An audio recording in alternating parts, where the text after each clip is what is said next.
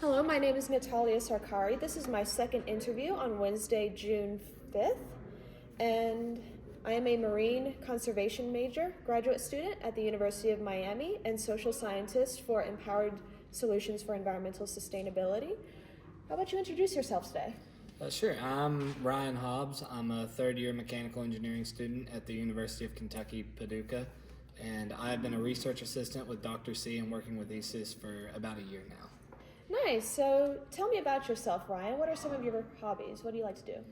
In my free time, I enjoy engineering in all of its facets. I really do enjoy just researching different concepts and tinkering around with different devices. But other than that, I like to run. I like to play with my dog and spend time outside and just be with my family when I can. Nice. What kind of dog do you have, Ryan? He is half German Shepherd, half Husky. Oh, so I bet he's a lot of chaos. He is chaos, and as you can imagine, he sheds on everything I own. If you look inside this jacket, I'm sure you can find some shedding there too. Nice. So how are you enjoying the ESES trip so far? It's really eye-opening. You see a different side of the world. I mean, you see it in movies, so like you have a general idea and a concept of how it is, but it's also kind of a warped Hollywood perception until you are able to get over here and see that side of the world and see just how friendly everyone is and why it is we're doing what we're doing. You see the landfills and the litter on the side of the road, and you understand why this is needed. So it's an eye-opening experience for sure, but it's also an enjoyable one. We make great connections. We just to see the passion in some of the other students we're collaborating with's eyes is it's a phenomenal thing to see. So like really, it's eye-opening and yeah, exciting. It's exciting to see where this can go. There's a lot of potential here. So you mentioned earlier that you were a mechanical engineer in Paducah. Mm-hmm. So what made you decide to go the engineering route? Sure. It took a little while. I'm not a traditional student, so it took me a couple of years to figure out what it was I wanted to do. I struggled with math in high school, so I thought about doing mechanical engineering, specifically aerospace engineering coming out of high school, but the math intimidated me from it. So I kind of stayed away from that route. I went and got my associate's degree and just tried to figure it out. And along that time, I ended up taking a statistics course and I did very well in it. So it gave me a little bit of confidence, like, hey, math ain't that hard. So I was like, and I knew going back for engineering was a 4-year curriculum, which is a kind of a shame when you already have your associate's degree. But yeah, it was that thought, like, I could just go 2 more years and get a degree in something just for the sake of having a bachelor's degree, or I can go back and take the time and do all the 4 years and actually do something I'm passionate about, which the initial idea was the aerospace industry. But as I got into doing research with Dr. C, the sustainability side's kind of taken more hold. So I'm excited to see where that can go, or maybe if there's a way to cross the two. Nice. So how did you find out about ESES and what made you decide to join?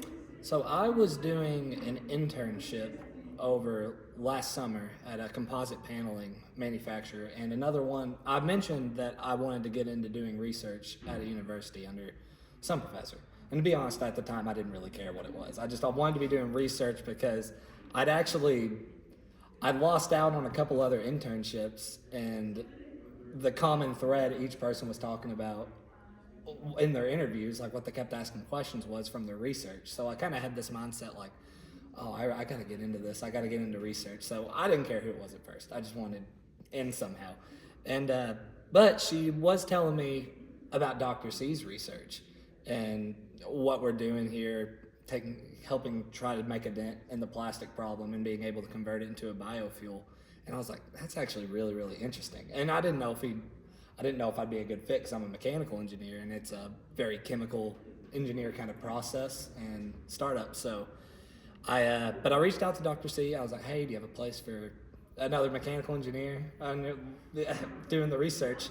And yeah, he told me to come on in, stop by the lab, and there's actually a lot of mechanical components that come into this with the processor, so it actually ended up being a pretty good fit. I think it's actually one of the best researches you can do at our university in terms of mixing chemical engineering and mechanical engineering. Yeah. So that's what got me into it, and just the more and more I did it, and the more I would hear about these trips, and I'd see process getting made with the processor, and really thought about the potential that there is to do with this. yeah, it really opened my eyes. I've totally embraced it now because I think there's so much potential to help people with it. But that was how I initially got started. Yeah, so you're kind of already answering that question, but the next question is, what was your initial impression of ESES and of the biofuel processor? What was your initial impression? Well, there were two impressions. One, I thought, holy crap, this is cool. Like, I didn't even know this was a possibility at first. It was, I mean, I kind of knew that plastic was crude oil, essentially. I did not know it could be processed back down into, and you can break those carbon chains in order to get it back into a sort of biofuel that could be a substitute for kerosene or diesel or whatever it is. So my first impression was just, wow. Like, I didn't even know we could do that. But so that took hold. But the other thing was, I mean, how cheap it looked, and which is by design. It's meant to be cheap. It's meant to be affordable. It's meant to only really be designed with components that can easily be obtained, even here in Zimbabwe, no matter where you're at. So that was the other thing. Like, if you would have told me about this research before I walked into the lab and told me what they did, I would have expected this huge, high-end, top-of-the-line, high-tech processor that you'd have to do it, and it's not the case. If I gave you $5,000 and sent you to a Lowe's, you could probably build one yourself, and that's incredible. Like, the technology's already, it's not just there, it's been here for a long, long time, and this isn't new chemistry, and that was when I really, I guess, realized the potential of this project. So I was like, anybody could pick up the types of plastic that we need. They could build one of these themselves and do it, and that helps make a huge dent because this plastic isn't going anywhere. So something has to be done with it. Yeah, so you already kind of answered this question back at the start, but how has ESES, and more importantly being on this trip, informed or changed your outlook on the plastic waste issues of the world, especially in developing countries like Zimbabwe? Well, tough question. It kind of became an emotional question after seeing yesterday what some of the people are going through collecting these plastic or having to live amongst it, and it's so bad it's not just causing environmental concerns, it's causing health concerns. We're seeing microplastics in your blood.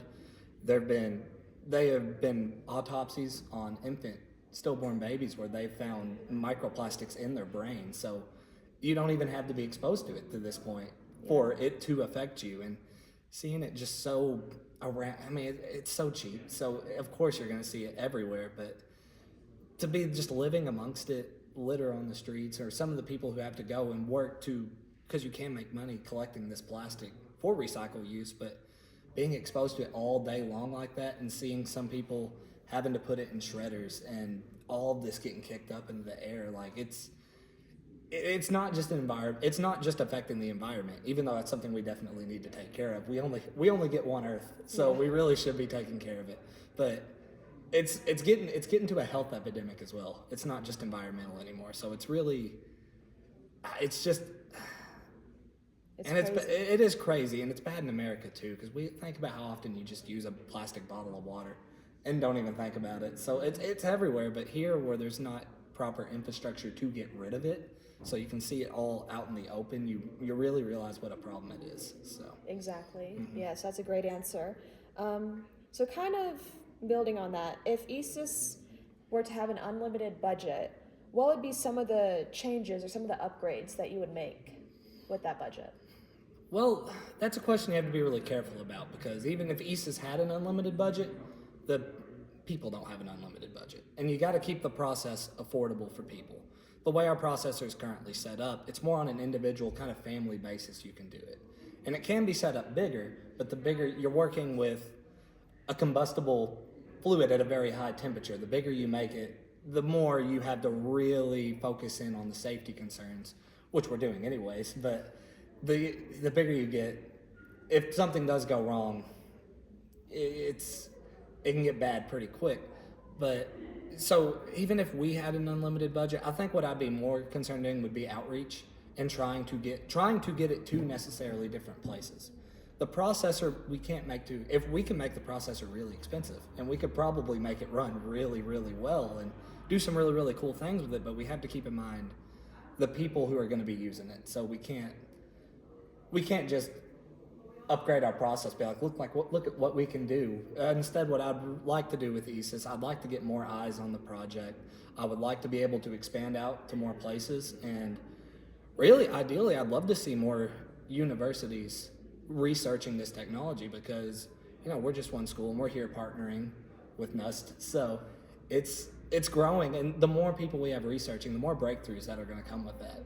I got asked a question here by a student yesterday. It was like, why don't you do this here? And I thought about it. I was like, why don't we do, it's something I never even considered. So it's just that new open-eyed perspective. The more people think about it, the more we can improve it while still keeping it affordable, but also the more people will hear about it and the more places we can reach.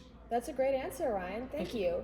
And this is my last question for you, but I consider it to be the most important question. What gives you hope for the future? What gives me hope is truly people. Think about the Industrial Revolution.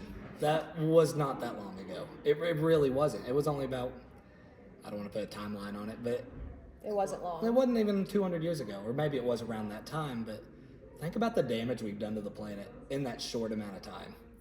Think about just how long the Earth has been here, how little of a time frame that is, and we've done effects that's going to take a lot of fixing to do, but I have hope in people that we're making strides to fix it. I see there is so much passion here in Zimbabwe with this project. Almost everyone we've interact, their eyes go wide, and they're so excited about it, and they're really interested in not the science, but how they can use it to help their communities. And so that does give me hope, is that there's people out there who want it to get better. I think it's starting to be realized that this is a problem, and there's a lot of enthusiasm to help clean it up. So that's what does give me hope. That's an amazing answer, Ryan. Do you have any questions for me? Anything that you want to know, or? I do not, but I appreciate your time. Of course. Thank you so much for letting me interview you, and thank you. Thank you.